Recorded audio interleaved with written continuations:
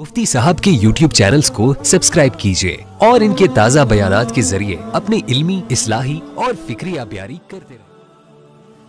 बिस्मिल्लाहिर्रहमानिर्रहीम नहमदुहु व नुसल्ली अला रसूलिहिल करीम अम्मा बाद। अल्लाह ताला ने कुरान मजीद में वज़ू के 4 फ़र्ज़ बयान फरमाए हैं। चेहरे का धोना है और अपने हाथों को कोहनियों समेत धोना है और सर का मसा करना है और पाँव को धोना है। तो पाँव को असल तो है, अफजल यही है कि पाँव को धोया जाए, लेकिन अगर किसी ने कामिल तहारत पर मौज़े पहन लिए तो वज़ू के वक़्त जब दोबारा ज़रूरत पड़ेगी तो उन मौज़ों पर मसा करना जायज़ है। आप सल्लल्लाहु अलैहि वसल्लम की अहादीस में कसरत से मौज़े पर मसा करने का जवाज़ साबित होता है। आजकल जो पतली जराबों पर लोग मसा करते हैं ये जायज़ नहीं है, अपनी नमाज़ों को ख़राब करते हैं। तो इसलिए पतली जराबों पर जो आजकल राइज हैं उन पर मसा जायज़ नहीं है। मौज़ा हो या ऐसी चीज़ जो मौज़े के हुक्म में हो उस पर मसा करना जायज़ है। तो आजकल एक मौज़ा बहुत ज़्यादा राइज हो रहा है जिसे चाइना का मौज़ा कहते हैं। उसके बारे में नाज़रीन किराम को मुतवज्जे करना मकसूद है कि उस पर मसा करना जायज़ है या नहीं है। अगर वज़ू के दौरान तहारत कामिला पर उसे पहन लिया जाए और उसके बाद उस पर मसा हो सकता है या नहीं, तो उसको वज़ू के दौरान मसा करना उस पर जायज़ होने में 3 शर्तों का लिहाज रखा जाए। अगर उस चाइना के मौज़े में, क्योंकि ये मौज़े के हुक्म में है, हकीकी तौर पे मौज़ा नहीं है, मौज़े के हुक्म में है, और इस पर मसा करने के लिए 3 शराइत का पाया जाना ज़रूरी है।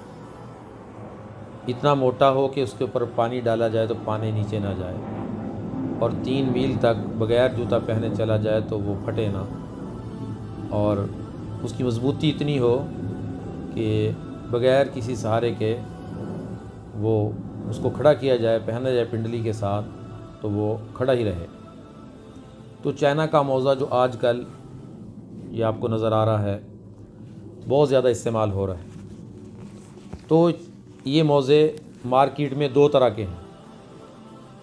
एक मौज़ा वो है जिसमें ये तीनों शर्तें पाई जा रही हैं, और एक मौज़ा वो है कि जिस पर 2 शर्तें पाई जा रही, तीसरी नहीं पाई जा रही, लेकिन उनकी पहचान बड़ी मुश्किल है।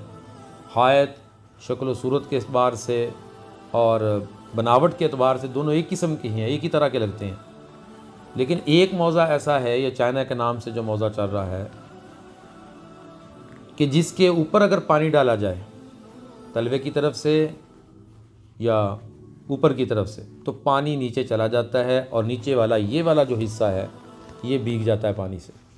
तो ऐसा मौज़ा अगर किसी ने पहन रखा है तो उस पर मसा जायज़ नहीं है, क्योंकि उसमें 2 शर्तें पाई जा रही हैं। तीसरी शर्त जो बुनियादी शर्त है कि वो इतना मोटा हो कि उसके नीचे पानी डालने से पानी नीचे ना पहुँचे, तो ये शर्त उसमें फिर पूरी नहीं होती। इसलिए जो लोग चाइना का मौज़ा जो आजकल राइज हो रहा है इसे इस्तेमाल कर रहे हैं, उन्हें चाहिए कि अपने मौज़े को सबसे पहले देख लें, ऊपर की तरफ से भी पानी डाल कर देखें और नीचे की तरफ से भी पानी डाल कर देखें। अगर वो पानी नीचे वाले हिस्से को अंदर चला जाता है, तर कर देता है, तो उससे उस मौज़े पर मसा जायज़ नहीं है।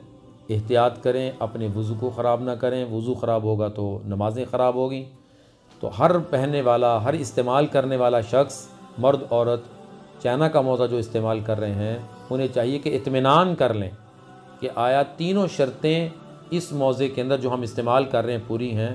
कितना मोटा है कि उसके ऊपर पानी डालने से पानी नीचे नहीं जाता, 3 मील चलने से वो फटता नहीं है, और अपनी ताकत पे वो खड़ा हो जाता है, बग़ैर किसी बांधे वो पिंडली पर रुक जाता है। तो ऐसे मौज़े पर मसा जायज़ है। تو ہم نے جب تحقیق کی تو تینوں شرطیں تو اس میں پائی جا رہی تھیں، تو اسی طرح اور دارالفتاء کے فتوے کے مطابق بھی اس پر مسح جائز ہے، دارالعلوم کراچی کا فتویٰ بھی ہے کہ اس پر مسح جائز ہے، لیکن جب مزید تحقیق کی اور موضوعوں کو دیکھا تو اس میں ایسے موضوع بھی سامنے آئے کہ اوپر پانی ڈالنے سے پانی نیچے چلا جاتا تھا۔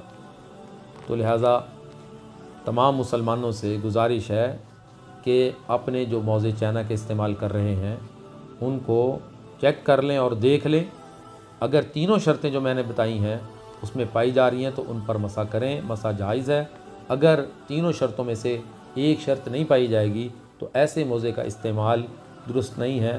صرف بطور سردی سے بچنے کے لیے تو پہنا جا سکتا ہے، بطور جراب کے استعمال ہو سکتا ہے، بطور موزے کے استعمال نہیں ہو سکتا، اور اس پر مسح کرنا پھر جائز نہیں ہوگا۔ تینوں شرطیں پائی جائیں گی تو آپ اس پر مسح کر سکتے ہیں۔ اللہ تعالی ہمیں سمجھ نصیب فرمائے۔ پھر دوسری بات اس میں یہ ہے کہ یہ پھٹ بڑا جلدی جاتا ہے، تو اگر یہ پھٹ جائے، پاؤں کی چھوٹی 3 انگلیوں کی مقدار اس میں پھٹن ہو جائے ایک موزے میں، تو اس پر بھی مسح جائز نہیں ہوگا۔ تو اس بات کا بھی اطمینان کر لیں کہ اگر اس میں پھٹن ہو جائے، کہیں سے سلائی کھل جائے اور وہ 3 انگلیوں کی مقدار، پاؤں کی چھوٹی 3 انگلیوں کی مقدار بنتی ہو، تو اس پر بھی مسح جائز نہیں ہوگا۔ اللہ تعالی ہم سب کو سمجھ نصیب فرمائے۔ اللہ تعالی ہمیں مسائل کو سیکھ کر ان پر عمل کرنے کی توفیق عطا فرمائے۔ Thanks for watching. Don't forget to like, comment, share.